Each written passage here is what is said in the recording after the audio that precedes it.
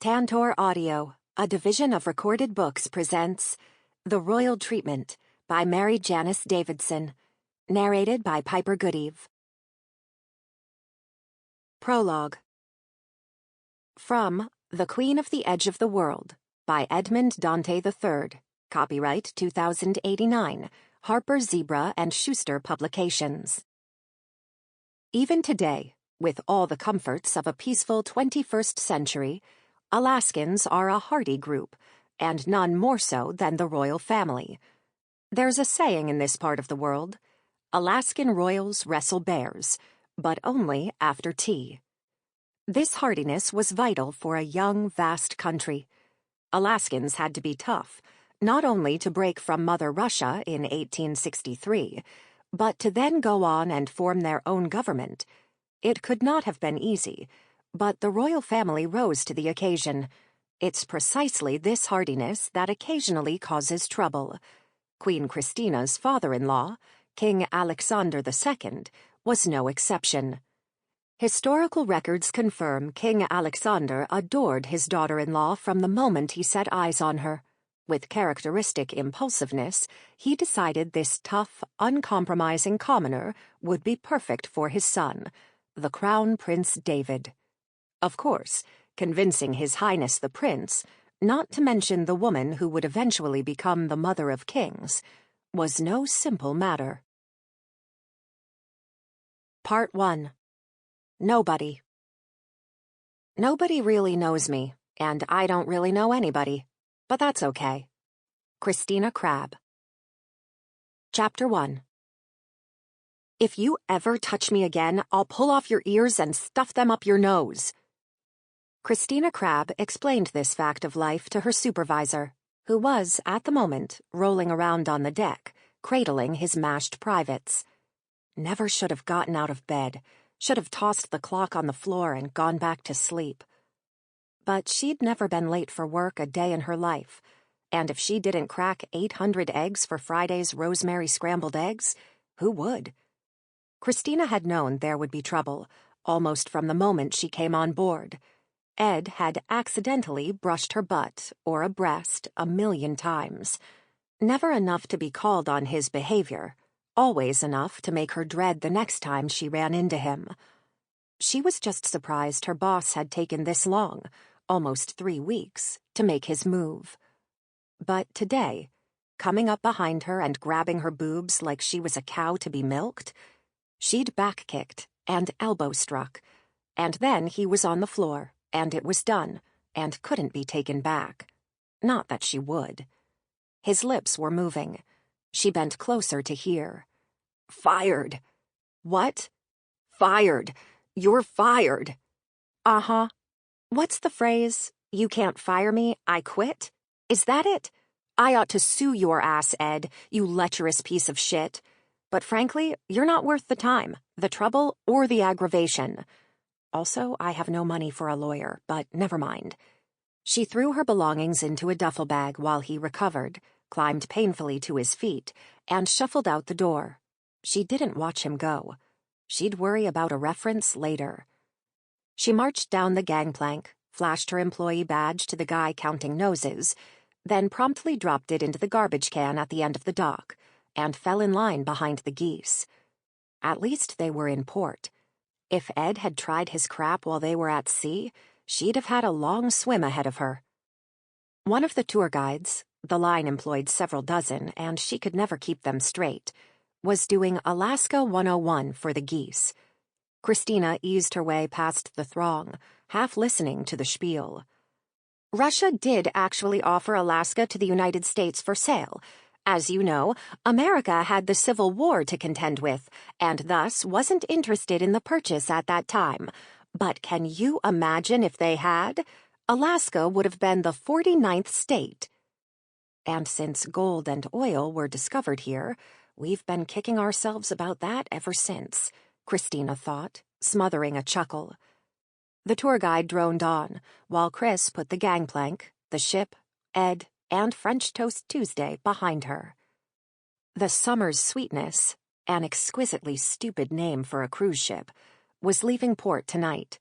She had no plans to be on it. She wasn't going near Ed again. He might get the idea in his head that a little payback would be balm to his battered ego. Some men were weird that way. Knock them around defending yourself, and they decide the only way to fix it is to hurt you back, twice as bad. When the ship sailed, she'd still be in port, marooned in Juneau, Alaska, over 1,000 miles from her birthplace, marooned at the edge of the world, in a place with a famously nutty royal family, and more bears than cars. Great. Chapter 2. From The Queen of the Edge of the World by Edmond Dante III, copyright 2089, Harper Zebra and Schuster Publications. King Alexander II, head of the House of Baranov, was, as was most of the royal family, a conundrum. Raised to wealth and privilege, he had a common streak.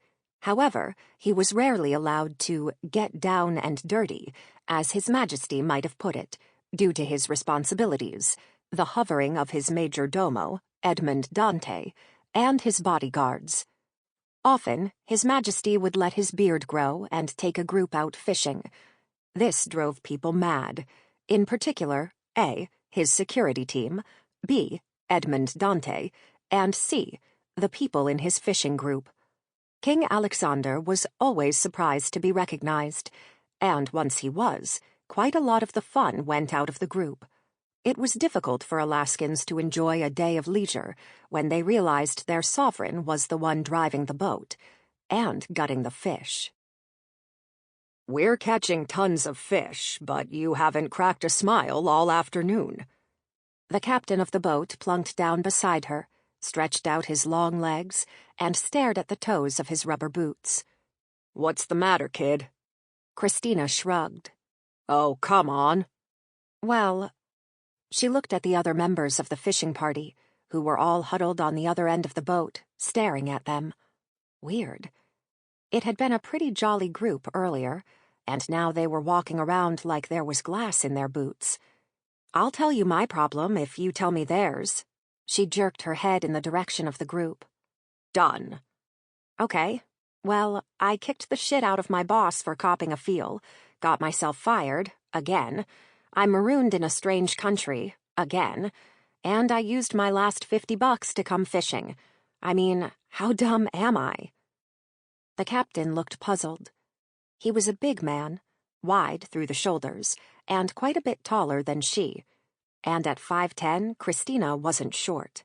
He had bushy salt and pepper hair, an equally bushy beard threaded with silver, and blue eyes that smiled, even when his mouth didn't. "How dumb are you? About which part?" "The spending my last dime on this boat part. I mean, hello, I could have waited until I found another job, right? Dumb, no excuse." She sighed and stared out at the ocean. "But I just wanted to do something you loved for a change. I don't think that's so dumb." "No excuse," she said gloomily. "Work first. Assuming I'll be able to work in this country. I mean, I've got a passport, but never mind. I'm getting off track. Because the rest of it, not so dumb. I mean, what was I supposed to do? Let him grab? Forget it. He's lucky I didn't kick his balls up into his throat." The captain was nodding, which cheered her up a little. "Damn right. He got what he deserved. If somebody did that to one of my daughters." His hands closed into fists that were, she observed, the size of bowling balls. "Right. No mercy." "Damn right." "Right. We've now established that kicking ass is the way to go. But that doesn't exactly help me out. I've got to find a job. I guess first I have to find out if I can stay." "You can stay," the captain said. "That's nice, but I'd better check it out for myself, don't you think?" He shrugged. "Right. You look kind of familiar. Have I seen you on TV or something?" "I've got that kind of face," he said vaguely. "Oh, anyway, all my worldly possessions are in a locker at the library, but—" "What about your folks?" "My dad took off when I was just a baby, and my mom died when I was in high school. There's just me. Geez, that's too bad. Now it was her turn to shrug. She certainly wasn't getting into the whole been on my own since I was 16 thing. He seemed like a nice, friendly older guy, but there were limits. What do you do? I was a cook on a cruise ship, and spare me the whole cruise ships are ruining Juneau speech. I've heard it before from the townies. I've heard it too. We're working on it. She stared at him. Seriously, you look really familiar. Are you sure we haven't met, or... What are you going to do when we get back to port? I guess I'll see if any of the hotels needs a caterer, or... You can work for me. Thanks. That's really nice of you. She was sincere, but being mate on board a fishing boat was not her idea of a good time. It was messy, it was hard work, the pay sucked, and the tourists were annoying. And I might take you up on it. Beggars, after all, couldn't be choosers.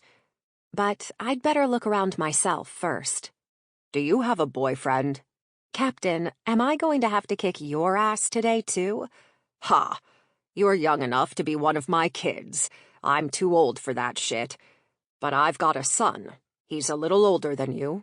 What are you, 23, 24? And I think you'd be... She held up her hands like a traffic cop. No thanks. The last thing I need right now is a blind date. Well, where are you sleeping tonight? Seriously, am I going to have to kick your ass? He laughed again. It was comforting. He had a big, booming bear laugh. But strange. It was like he got a huge kick out of being threatened, like it never happened to him, so it was funny when it did. Most people did not laugh when she threatened them with bodily harm. Take it easy, Christina. Christina, I'm Al. Look, I live in a really big place, and there's plenty of room for you. And there's always a zillion people around, and all my kids still live at home, so it's not like you'd be, compromised. And I hate the idea of you sleeping on a park bench. I mean, I really fucking hate it. She had to smile at his anxiety and earnestness. Thanks, Captain, but I've been looking out for myself for a long time. He sighed. Suit yourself. But if you change your mind, just call this number, and this guy'll set you up. He fished around and finally extracted a business card. He left a large grease smear on it, but otherwise it was perfectly legible. It was really nice talking to you, but I guess I'd better get back to it. He strolled to the back of the boat while she read the card. Edmund Dante, Chief Secretary to H.R.M. King Alexander II, Juneau, Alaska. Audentia aeternum audentia. 763-223-3215. At first she thought it was a joke. His name was Al, not Edmund. And what was with the Latin? She knew that slogan. She'd seen it on TV or something. What was it? Boldness something. Boldness ever boldness. That's right. But that was the family... the royal families. She watched the rest of the group. En masse, they shuffled uneasily when the captain approached. Your Majesty, a few of them muttered, staring at the deck. Majesty, another one said, slightly louder, and he bowed from the waist. Hey, on the boat it's just Al, okay, you guys? He scratched his beard. How'd you recognize me, anyway? Hey, she yelled, crumpling the card in her fist. Hey! What? He demanded, turning. The king? You're the goddamned king of Alaska, and you've got fish guts under your fingernails? Hey, everybody likes to get away once in a while. Get away? You call my guy if you change your mind, Christina. We got lots of room. At the Sitka Palace, for God's sake? Well, yeah. He grinned at her. She shook her head and scowled at him, but inside she was smiling. It had been a pretty good joke on her, and that was for sure. Shame on her for not recognizing him sooner, beard or no beard. The guy was on television or in the papers almost every month, after all. Assaulted my boss, insulted a king, all in the space of 3 hours. Can't wait to see what's in store this afternoon. Chapter 3. His Royal Highness David Alexander Marco Dmitry Baranov, Crown Prince of Alaska, leaned forward and said, "Open up, little lady. You know you want it." The sleek king penguin, thigh-high to him, opened her beak and wolfed down the proffered smelt. David resisted the urge to pet her. The deceptively cute bird was more than capable of a painful jab if she felt threatened. He had the scars on the tops of his hands to prove it. He watched the baker's dozen of kings swim and move about the 1,200-square-foot habitat, his home within his home. Here David felt truly at peace. Here he was able to— "His Highness, heir to the throne, once again among the waddlers." "Kings don't waddle, Edmund," he said without turning around. "They're about the only kind of penguin that walks instead of hopping." "Fascinating, sir. It's only because I'm so riveted that I'm falling asleep standing. Of course, I dare not sleep-talk, and suggest you leave your sanctum sanctorium and take a meal with the king and your royal siblings." "Why would I do that?" The special assistant to the king sighed. "Never mind, sir." "So Dad's back from his fishing tour?" 2 hours ago, sir." "He got busted again, didn't he?" The king remains unaware of his easily recognizable features. David snickered. It was just too damned funny. The king sneaking off for some private time. How well he understood the urge. And his dad was always crushed when locals recognized him. "Want to feed the birds?" "I am overwhelmed at the invitation, but as a simple man, I do not share your family's infatuation with dead fish." "Smartass," David muttered. Edmond Dante had been looking after the royal family since his grandfather's time.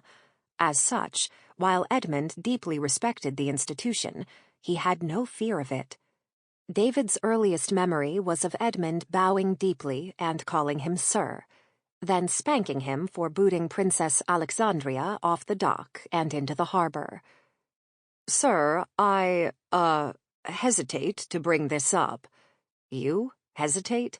Whatever you've been sniffing, can I have some?" Edmund favored him with a sour smile. He was tall as the king, but whip-thin. He also had 2 master's degrees, one in Alaskan history and the other in Alaskan literature. His sisters had given Edmund the nickname Ichabod Brain. "Your wit is as devastating as ever, sir. I wondered if you were aware the king is, seeking a bride." "Dad wants to get married again?" he asked, actually looking away from the penguins.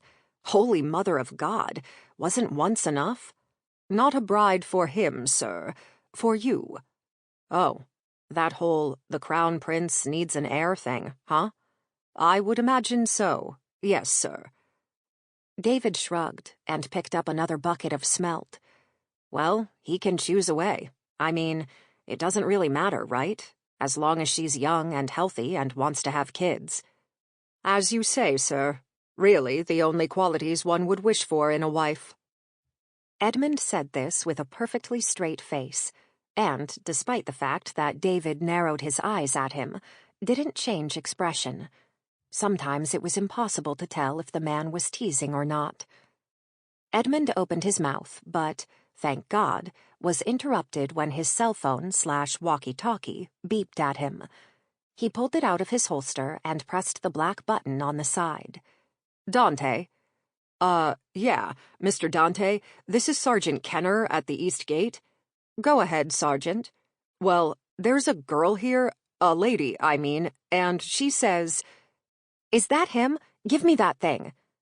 The woman's voice, a faint contralto, suddenly became much clearer and louder. David straightened from the penguins and cocked his head, listening to the tinny, strident voice. "Is this Edmond Dante?" Good. Listen, my name's Christina Crab, and I met the king on a fishing boat today. And don't even say anything. I know how it sounds, but it's true. He was pretending to be the captain, and he was wearing what appeared to be a dead muskrat on his face. Fascinating. Well, anyway, he said I could stay at the palace if I wanted, and he gave me your card. And at first I said no thanks, but then I said, why the hell not? I know how it sounds. Indeed, ma'am. Would you put Sergeant Kenner back on the line, please? Huh? Oh, sure. There was a thud, followed by a crackle. Kenner here. Sergeant, does the lady in question have shoulder-length blonde hair, green eyes, and freckles? And does she come up to your shoulder? Her eyes are kinda more blue than green, but everything else is spot on. And is she as obnoxious in person as she appears over the phone? Well, yeah. Very well. Escort her to the West Gate, and I will meet her there. Right away, sir. Edmund clicked off and reholstered his phone. Who was that? David asked. He forgot to let go of the smelt, and one of the kings pecked him. He barely felt it. Oh, just someone your father met today, Edmund said airily. It's of no concern to you, Highness. Fine, be that way. You'd better get moving. It'll take you at least 20 minutes to walk to the West Gate from here. Sir, I have told you 1,000,000,000 times not to exaggerate. It will take no more than 12. Edmund bowed slightly. If I have your leave, your Highness. Like you need it, David grumbled, and waved him off. Christina Crab, he thought, after Edmund left. Weird name. Nice voice, though. Chapter 4. From The Queen of the Edge of the World by Edmund Dante III, copyright 2089, Harper Zebra and Schuster Publications. To my grandfather, Edmund Dante I, fell the task of teaching the future queen manners, deportment, and all areas of appropriate behavior for a royal. Subsequently, Dante would have known of the king's enthusiasm, and would have known, in fact, before Queen Christina herself, the role she was destined to play. So it's likely the entire tone of their relationship was set by their first meeting. Unfortunately, there are no historical records of such a meeting, so we are forced to speculate what these two strong-willed individuals made of each other. The sergeant, who'd become perfectly nice once she'd gotten the okay from what's-his-face, screeched to a halt in front of a truly gargantuan door. She climbed out of the golf cart and turned to thank Kenner for the ride, only to see him check his watch, nod, and zoom off. Well, sink or swim around here. That was just fine by her. She raised her fist.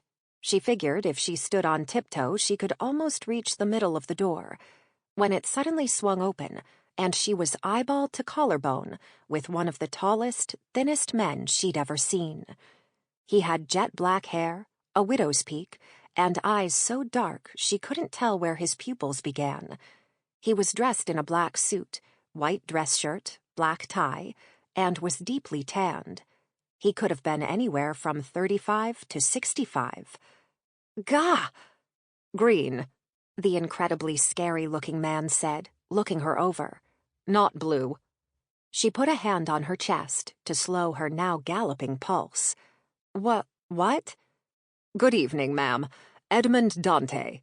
She shook his hand. His grip was firm and dry. It was like shaking hands with a plank of wood. Is every guy in this country over 6 feet tall? Yes, ma'am. Every single one of us. If you'll follow me. Where are we going? Your quarters, ma'am. Oh, super. And it's Christina, not ma'am. After 6 hallways, an elevator ride, and 4 doors, she was standing in a small suite of rooms. Oh, man! I trust these will be acceptable. Damn! Very well, then. She flung herself toward the bed, twisted in midair, and disappeared in a billow of down comforters. Oh, I could get used to this. What's-his-name's face appeared above her. This was slightly less startling than the first time. If you have need of anything, he told her, just pick up the phone. Tomorrow's luncheon is at 1. Gotta sing for my supper, huh? Well, fair's fair. Would you like to meet Prince David before then? Why? Oh, perfect. What? Nothing, ma'am. It's the dry air in here. He hacked into a closed fist. It makes me hoarse. I'll attend to it immediately. Good evening. Bye. He left, moving like a tall, tanned ghost, and she climbed out of the downy bed, took a while, and prowled the suite. Cream walls with gold trim, a zillion windows, a bathroom, a room just for hanging out in, a bedroom, big windows, bigger than her, that looked out to an emerald green lawn, roughly the size of New York's Central Park. 4 phones. She picked up a receiver, just for the fun of it, and instead of a dial tone, heard a cheerful female voice say, "Yes, Miss Crabby?" "It's Crab," she said, startled. "The E is silent. And, nothing. Bye." She hung up and kicked off her shoes, then flung herself onto the amazingly plush bed again. Gotta find the catch. There's gotta be one. Before she could figure it out, she fell asleep. "Did you see her?" the king demanded. "Fine, your majesty. And you? Cut that out, Edmund, you harpy. What did you think? A most," he chose his words carefully, "charismatic young lady. Do you think David will like her? She's just what he needs. She's tough, she's cuter than hell, and she's a no-nonsense kind of gal. She yelled at me when she found out who I was. Usually people just sort of—" King Alexander made a vague gesture. "Scuttle out of the reach of your mighty wrath? Oh, shut up. Your Majesty, since you did ask my opinion, and as your servant I am most grateful for this rare opportunity to air my views. Spit it out, Edmund. Can the prince not choose his own wife? Well, what the hell's he waiting for?" The king jumped up from his seat by the fireplace and paced the room in his agitation. "He's going to be 30 this year, and he's not even looking. Hell, he's not even dating. That Yank magazine, People, is it? He's made their most eligible bachelor issue since he was drinking age, so don't tell me he couldn't get a date if he wanted to. And you've heard him, all this, as long as she's healthy and wants kids bullshit. But that's understandable. Does His Majesty not wish the succession to—" The king waved that away. "No, no, no." "No?" Edmund teased. "Geez, I've got 5 kids. One of 'em's bound to get knocked up or knock someone up. If David doesn't have kids, Alex's kids can run the country, or the other Alex's, or Catherine's, or—" "I believe I see where you're going with this, sir. I just want him to be with somebody, you know, a partner, a friend, so he doesn't spend all his time mooning around after those smelly birds. When his mom, left." "Prince David took the Queen's death very hard," Edmund said quietly. "Anyway, he needs a wife, and if he won't go get one, I'll find one for him. Lord help us. What? Dry air. I'll see to it immediately. So, the kid, Christina, she's settled in and all? She was rolling around on the down duvet when I left her, chortling like a monkey. Excellent. And she's having lunch with all of us tomorrow? Yes, sir. Good. Make sure David comes too. It's not a request. Tell him the king and he are having lunch. Got it?" "I had it the first time, sir." "Wise guy, go away." "At once, sir. Just one question. I confess to consuming curiosity. What a giant fucking surprise." Edmund sniffed disapprovingly at the language, but didn't comment. "I take it you have abandoned your peacemaking attempts with Her Majesty the Queen of England?" "She won't answer my letters," he said gloomily. "Her secretary's been writing back. How's that for a diss? No offense, Edmund. When I have you write back for me, it's because you can't be bothered. Yes, sir, I know. So England remains implacable?" "Too damn right. Geez, an honest mistake, and we're all banned from Buckingham and Sandringham for life. The honest mistake being when you mistook one of her prized corgis for a raccoon and chased after it on horseback. I thought it had rabies, the king whined. You know all the Sample complete. Ready to continue?